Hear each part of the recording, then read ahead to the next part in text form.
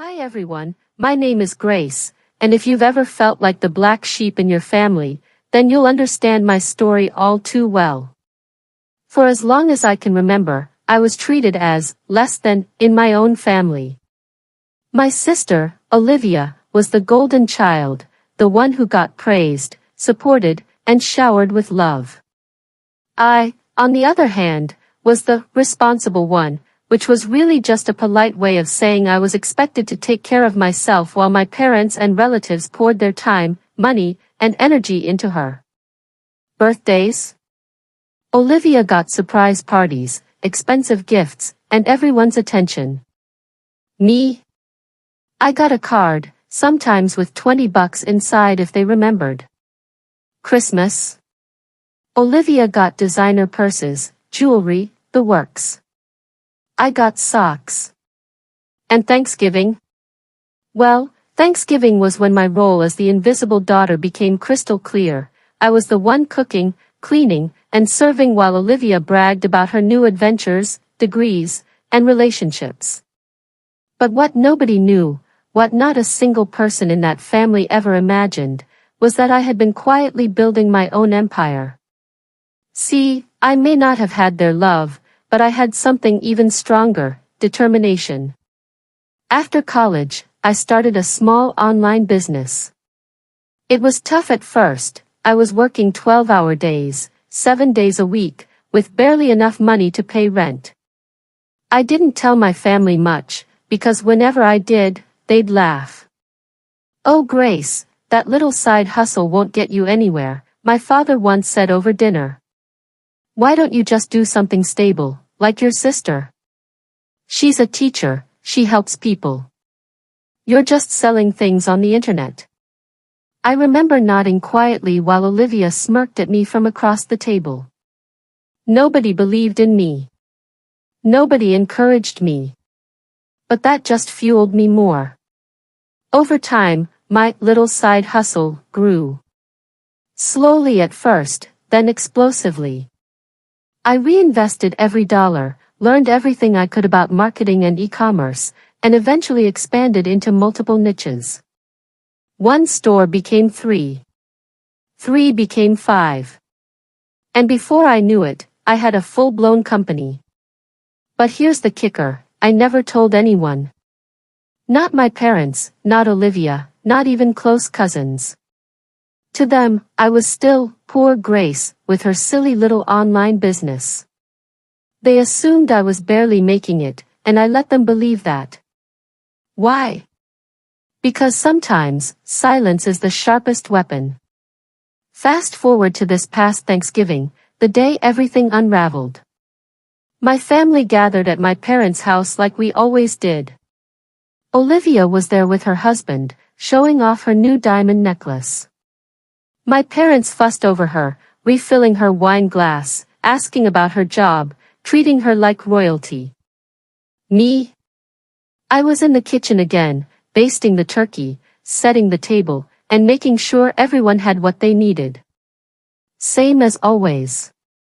But this year, something unexpected happened. My phone buzzed with a notification while I was helping set out dessert. It was from my investment account. I had just crossed a milestone I never thought I'd reach, $12 million in net worth. I gasped softly to myself, quickly sliding my phone back into my pocket. But Olivia noticed. She always noticed. "What's that, Grace?" she asked loudly from across the table. "Did you just get a Tinder match or something?"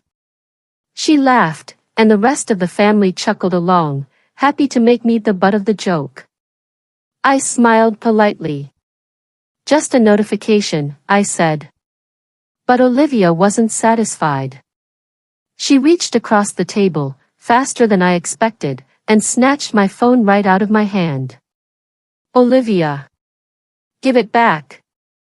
I snapped, my voice sharper than usual. The room went quiet. Everyone was used to me being the calm, quiet one, not raising my voice. But Olivia already had the screen open. Her eyes widened. Her smirk vanished. And then, In the most dramatic voice possible, she shouted. "Oh my God! Grace has $12 million. The entire room froze. Forks clattered against plates. My mother's jaw dropped. My father nearly choked on his wine. And in that single instant, my carefully hidden secret was out in the open. That was the moment everything changed. My family, who had ignored me, mocked me, and treated me like the maid at every holiday, suddenly looked at me with hungry eyes. And I realized, right then and there, that their greed was about to show itself in the ugliest way possible. The silence after Olivia's outburst was thick enough to choke on. My phone sat in her hand, its screen still glowing with that little notification I hadn't meant for anyone to see. I wanted to snatch it back, but it was too late, the damage was done. 12 million, my mother whispered, like she'd just seen a ghost. My father leaned forward, squinting. Grace, what is she talking about? That can't be right. You? With $12 million? Olivia, of course, was grinning like the cat that caught the mouse. It's right here on her account. She's rich. Richer than all of us combined. She practically sang the words, clearly thrilled to finally have something shocking to throw into the spotlight. Only this time, the spotlight wasn't on her, it was on me. And I hated it. I reached for my phone, but my father's hand was faster than mine. He grabbed it, scanning the screen with wide eyes. His face turned red, whether from shock, greed, or anger, I couldn't tell. Grace, you've been hiding this, he demanded. How long have you had this kind of money? I felt every pair of eyes burning into me. Olivia's smug, my mother's calculating, my father's furious, and even my brother-in-law's curious. I swallowed hard. It's from my business, I said quietly. I've been working for years, building it up. I never said anything because you all never cared to ask. The words slipped out sharper than I intended. My mother gasped, offended. Never cared? Grace, that's not fair. We thought you weren't doing much. We thought you were struggling. Exactly. They had assumed the worst and treated me like it, and now that the truth was out, I could see the shift in their faces. It wasn't pride. It wasn't happiness for me. It was hunger. Olivia leaned across the table, her voice sickly sweet. Well, Grace, if you've been sitting on millions this whole time, don't you think it's only fair you share it? I mean, we're family, after all. There it was. The first demand. My stomach turned. Share it? I repeated, my voice shaking slightly.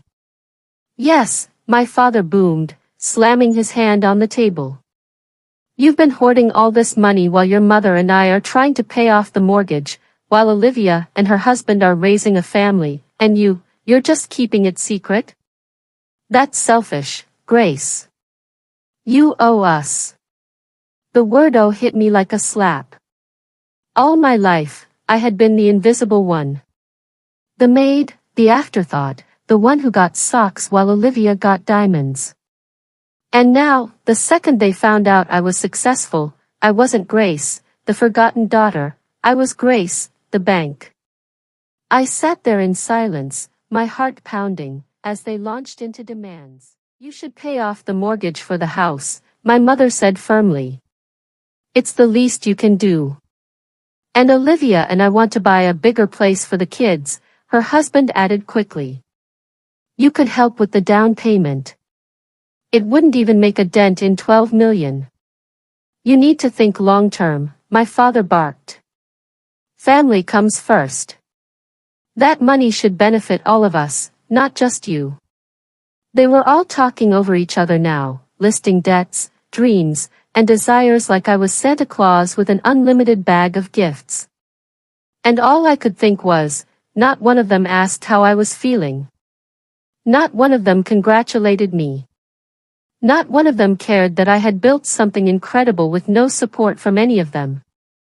Olivia laughed suddenly, breaking through the noise. Oh my God, Grace. This explains why you never asked Mom and Dad for help. You've been secretly sitting on a fortune while pretending to be the quiet, poor little sister.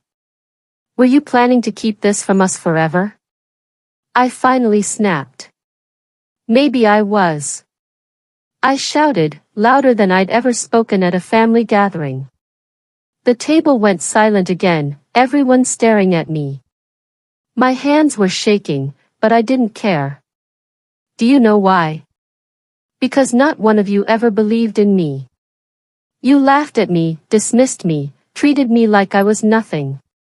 And now, suddenly, I'm worth your time, because of a number in a bank account? My mother's face hardened. Grace, don't be dramatic. We're family. Families share. Do they? I shot back. Because for years, you never shared anything with me. Love, support, encouragement, you gave all of that to Olivia. And what did I get? Chores. Criticism. And now, demands. My father's eyes narrowed. Grace. You will help this family. End of discussion. You owe us everything you have. There was that word again. Oh. I sat back in my chair, my mind racing. They thought they could bully me into submission, like always. But they didn't know that the girl they once dismissed had grown into a woman who didn't bow anymore. In that moment, I realized this Thanksgiving wasn't just a holiday meal, it was the battlefield. And for the first time, I wasn't going to be the servant. I looked around at all of them, my demanding parents, my greedy sister, her opportunistic husband, and I smiled. A small, cold smile. I don't owe you anything, I said firmly. Their jaws dropped. And just like that, the war had begun. After Thanksgiving dinner exploded into chaos, I went home with a heavy heart. I should have felt powerful. I had worked my way up from nothing, built an empire, and reached a level of success most people only dream about. But instead of being proud, I felt sick. Not because of the money. Not because of the secret being exposed. But because the people who were supposed to love me unconditionally, my family, had looked at me like I was a walking ATM machine. The words echoed in my head all night. You owe us. You should pay off the mortgage. You need to share. Owe them? I thought back to all the times I had been ignored. When I got straight A's in high school, my parents barely glanced at my report card, but when Olivia got a B+ on a math test, they threw her a pizza party. When I got my first job after college, they called it cute. When Olivia got engaged, they hosted an engagement party with over 100 guests. When I struggled to pay rent in my tiny apartment, they never once offered help. But now that I had millions, suddenly, they felt entitled to everything. I cried that night, not because I felt guilty, but because I finally saw the truth. My family didn't love me. Not really. They loved the idea of what I could give them. And once I understood that, something inside me hardened. I wasn't going to give in. But I also wasn't going to walk away silently. If they wanted to treat me like the maid turned millionaire, then I was going to show them exactly what that meant. I decided the first step was to stop being quiet. All my life, I had been the invisible one, the servant, the quiet daughter who didn't make waves. That was over. So, the next day, when Olivia texted me. Olivia, so, about what you said last night. I think it's only fair you help us out. Mom and Dad already agreed you'll take care of their mortgage, and Mark and I need at least $200,000 for our new house. That's nothing to you. I didn't reply with anger. I replied with power. No. I don't owe you anything. Stop asking. I hit send and blocked her number. My hands shook, but for the first time in years, I felt free. Step 2. Observation. Of course, blocking Olivia didn't stop the storm. My parents blew up my phone with calls. My mom tried guilt. Grace, honey, you're being selfish. Family sticks together. My dad tried threats. If you don't help us, don't bother coming around anymore. You'll regret this. And Olivia? She emailed me from her husband's account, calling me greedy, heartless, and ungrateful. It was almost laughable. Ungrateful? For what? For the years of neglect? The decades of being second place? But I didn't reply. I just sat back and observed. And the more I watched, the clearer it became. They weren't just greedy, they were desperate. My parents were drowning in debt. Olivia and her husband were living way above their means. They all wanted a bailout. And they thought I was their ticket out. That's when the idea came to me. If they saw me as a maid, a servant, someone to clean up their messes, then maybe it was time I reminded them what it really felt like to need someone, and not get the help you're begging for. But revenge had to be careful. Calculated. I didn't want to stoop to their level. I wanted them to learn. To feel what I had felt for years, powerless, dismissed, invisible. So, I started planning. Cut them off financially. No loans. No gifts. No bailouts. Show them independence.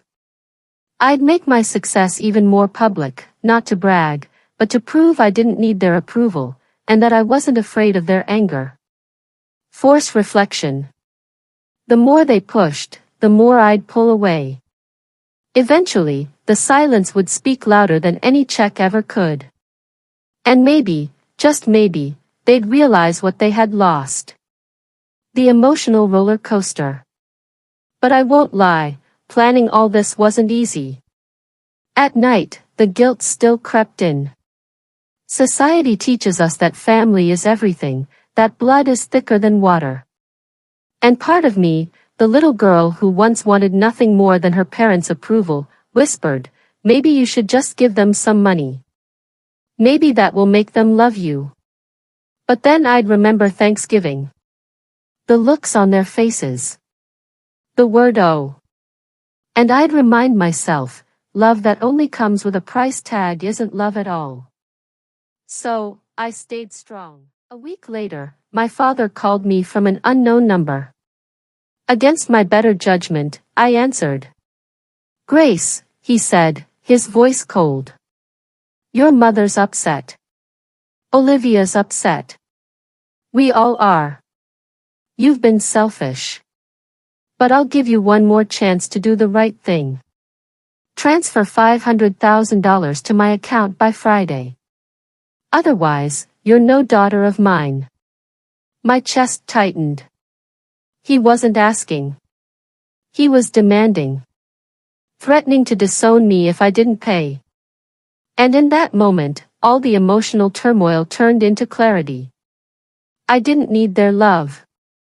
I didn't need their approval. And if money was the only reason they wanted me around, then maybe it was time to let them go. I hung up without saying a word. And for the first time in my life, I didn't feel like the maid. I felt like the boss. I knew the second I hung up on my father, there was no turning back.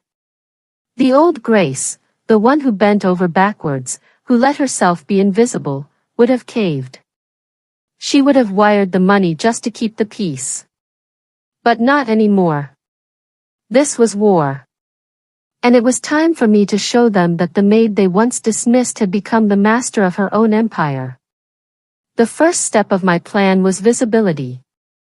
For years, I had kept my business quiet, building it in the shadows. My family assumed I was scraping by, and I had let them. But now, they needed to see exactly what they had ignored. So, I made an announcement. I posted a photo on social media, something I rarely did, standing in front of the headquarters of my company, the logo bold and proud behind me. The caption read, "From a tiny online store in my apartment to a company worth millions. Hard work pays off. And to anyone who's ever been underestimated, don't let them define you. Define yourself." The post exploded. Old classmates, colleagues, even distant relatives commented, congratulating me, cheering me on. The news spread fast, and I knew it would reach my family's ears within hours. Sure enough, Olivia sent me an email that night. "Olivia, really classy, Grace. Showing off on Facebook like you're some kind of queen. Don't forget where you came from, you owe everything to mom and dad for raising you." I laughed out loud. Raising me? They hadn't raised me. They tolerated me. There was a difference. Move 2, the block out. The next phase was silence. They wanted access to me, to my money, to my attention. So, I took all of that away. I blocked their numbers. I blocked their emails. I even blocked Olivia and her husband on social media. At first, I felt guilty. Then, I felt free. For years, I had been available at their every beck and call, holidays, chores, family obligations. And now, my absence was louder than any words I could have spoken. I knew this would drive them mad. And I was right. Within a week, letters started arriving in my mailbox. Handwritten ones from my mother, begging me to think of family and do the right thing. Cold, demanding ones from my father, insisting I pay what I owed. Even Olivia sent a letter dripping with passive aggression. "You've changed, Grace. Money has made you cold. I don't even recognize my sister anymore. But I hope you remember that family is forever, whether you like it or not." I burned the letters. Every single one. The real revenge, though, came exactly 1 year later. My parents invited me to Thanksgiving again, though I knew it wasn't out of love. It was desperation. Their finances were worse, Olivia and her husband were fighting over money, and the family had started to fracture under the weight of greed. I considered ignoring the invitation. But then I thought, no. They need to see me. They need to see who I've become. So, I showed up. But this time, I didn't arrive quietly, slipping into the kitchen to help cook. I arrived in a sleek black car, stepping out in a tailored suit and heels that clicked against the driveway. Heads turned before I even walked through the door. "Grace," my mother breathed when she saw me. She looked older, more tired. My father's face hardened, as though he was preparing for a fight. Olivia's eyes narrowed with jealousy the moment she saw my designer bag. "Happy Thanksgiving," I said calmly, stepping inside. Dinner was tense.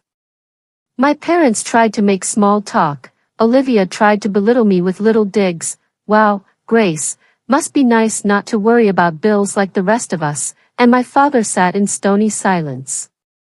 Finally, as dessert was served, he snapped. "Grace," he barked. "Enough of this. You've had your little victory lap. It's time you stepped up and helped this family. Your mother and I raised you, Olivia is your sister, and you're sitting on millions while we're struggling. It's disgusting. You owe us." There it was again. That word. The word that had haunted me for a year. I set down my fork and leaned forward. My voice was calm, steady, but sharp enough to cut through the room. I don't owe you anything. My father's face turned red. How dare you? No, I interrupted. How dare you? How dare you spend years treating me like the maid, the afterthought, the invisible daughter, and then demand my success like it's yours? I built my company with no help from any of you. No support. No encouragement. Nothing. And now that I've succeeded, you want to reap the benefits? That's not family. That's greed. The room went silent. Even Olivia didn't speak. I stood, smoothed my jacket, and added. You always said I'd never amount to anything. But here's the truth, you never amounted to anything in my life. And from now on, I'm done pretending otherwise. And with that, I walked out.